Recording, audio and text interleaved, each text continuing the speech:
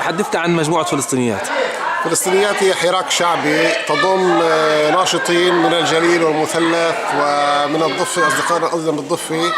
تعمل كاسمها على حراك، مجموعة من أجل حراك شعبي ووطني. تعمل في شتى المجالات الوطنية، تعمل في القرى المهجرة، تعمل مع الأسرى، تعمل مع المساعدات لأهلنا المحتاجين، تعمل ضد الجدار والاستيطان، تعمل تحت إطار أوسع وهو إطار ضد الأبرتهايد ونظام الفصل العنصري في فلسطين الذي يحكم فلسطين. يعني أنتم مجموعة جمعية رسمية ولا كيف؟ نحن حراك شعبي، نحن ليس جمعية. كيف تجمعتوا يعني؟ تجمعنا بالأساس عن طريق طرق التواصل الاجتماعي. نعمل في شتى المجالات. نعمل من أجل إعلاء القضية الوطنية سواء في الداخل وسواء في الخارج، سواء في الضفة، سواء في الجليل، سواء في النقب. نحن مجموعة نعمل أيضا في القرى المهجرة بشكل فعال جدا. عملنا في ميعار وفي رويس. نعمل نشاطات لإحياء القرى المهجرة. نعمل نشاطات من أجل وضع لافتات في مداخل القرى المهجرة. كيف يعني بتعملوا نشاطات؟ أنتم بتبادروا النشاطات ولا مثلا ممكن إذا في فعاليات معينة في المجتمع بتيجوا بتساهموا فيها كمان مثلا؟ نحن نشارك في النشاطات الوطنية كثير جدا. في النشاطات برافار كان لنا دور فعال جدا في الدعوات والمشاركة. في الرمي يجد لنا مشاركة فعالة جدا. في جميع الفعاليات الوطنية تجدنا هناك. حلو. يعني قديش انتم عددكم مثلا من اي بلاد ولا كيف يعني؟ بعرفش. نحن بدأنا بعائلات قليلة جدا، توسعنا نحن اليوم المئات.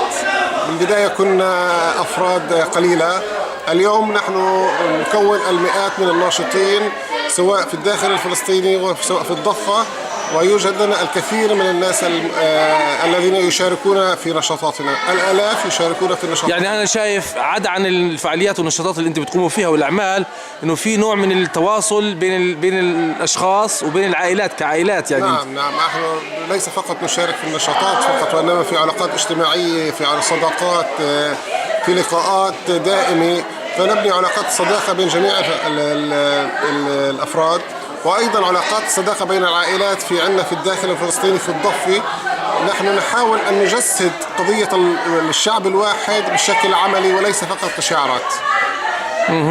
يعني طيب سؤال، يعني هل تنتمون إلى حزب معين أو إلى أيديولوجيا معينة، ولا أنتم تجمعوا يعني مجموعة من أيديولوجيات مختلفة مثلا؟ أولا أود أن أقول لك أن بالنسبة نحن ليس جمعية، ونحن ضد فكرة الجمعية. نحن نمول كل النشاطات من الأفراد هنا من المشاركين. نحن نرفض أن نقبل تمويل من أي فئة.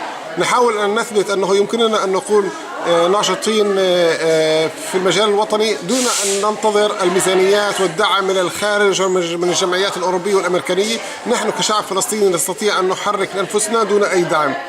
نحن عدد كبير جدا ينتمون إلى الأحزاب المختلفة، ولكن قسم كبير جدا لا ينتمون إلى أحزاب. نحن وجدنا الإطار الذي يجمع جميع الناس الذين أيضا منتمين حزبيا والذين لا ينتمون حزبيا في إطار واحد، هم فلسطينيات. طب السؤال اللي أنت ذكرته الأخ، يعني الاسم فلسطينيات، هل هو فلسطينيات يعني بالنسبة للفلسطينيات النساء الفلسطينيات، ولا فلسطينيات يعني شؤون فلسطينية أمور فلسطينية؟ هو بالأساس شؤون فلسطينية، ولكن اختيارنا الاسم ليس كان صدفة، كان أيضا نتيجة لوجود النساء المكثف كما ترى الآن المتواجد معنا. الوجود النسائي هو الغالب في فلسطينيات، ولذلك رغم أنه اسمه شؤون فلسطيني ولكن أيضا يوحي بمدى مشاركة النساء في فلسطينيات. وللمرأة دورها الفاعل في فلسطينيات.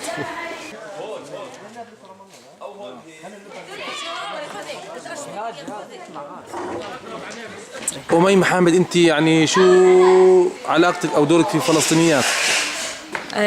أنا برغ صغير في هاي المجموعة. طب حكينا عن هاي البرغة يعني. برغ صغير في هاي المجموعة، مجموعة من أجل حراك شعبي. احنا بنكون في عدة فعاليات في مجال النضال الجماهيري والقومي. واحد من هاي الفعاليات اللي عم نعملها إنه احنا عم نساعد ومنرتب في كل اللوازم اللي تم جمعها في هذا المخزن هنا عشان نحولها لأهلنا في الضفة. حلو. يعني طب حكينا عن نشاطات اخرى انتم بتقوموا فيها في مجموعه فلسطينيات. بمجموعة فلسطينيات قمنا على عدة أصعدة بمؤازرة لأهلنا في الضفة، إن كان من ناحية مساعدات عينية ووقفات مع أهلنا، ومن شقة تاني كمان بفعاليات بالنسبة للقرى المهجرة، مع وقفات مع شباب شفا عمر. أي فعالية، أي بيكون أي حدث اللي هو بتطلب منا وقفة احنا موجودين. انتم جاهزين. يعني انا كما شعرت انه عندكم في المجموعه كانه بيت، هيك بيت واحد، يعني علاقات حميميه بين الاشخاص، بين العائلات، ايش من هالشكل. هي بلشت يعني من علاقات حميمه بين اصدقاء وزيارات عائليه اللي تطورت افكار معاهن، وانضم لهذا المركب عده اشخاص، وانا واحده من الناس اللي تعرفت عليهن وحبيتهن لهاي المجموعه. وكمان كل واحد جاي من فئة معينة، من حزب معين، من آراء سياسية معينة، ولكن اللي جمعنا يعني إنه هو هدف واحد، إنه إحنا بدناش يعني نكون في صبغة حزبية أو بصبغة سياسية. كل واحد جاي من محله ومن معتقداته، وإحنا مختلفين بينات بعض، ولكن في كتير قواسم مشتركة اللي بتجمعنا. ما يجمعكم؟ بتجمعنا. إحنا بندور على القاسم المشترك، مش على الإشي اللي يفرقنا ويخيفنا.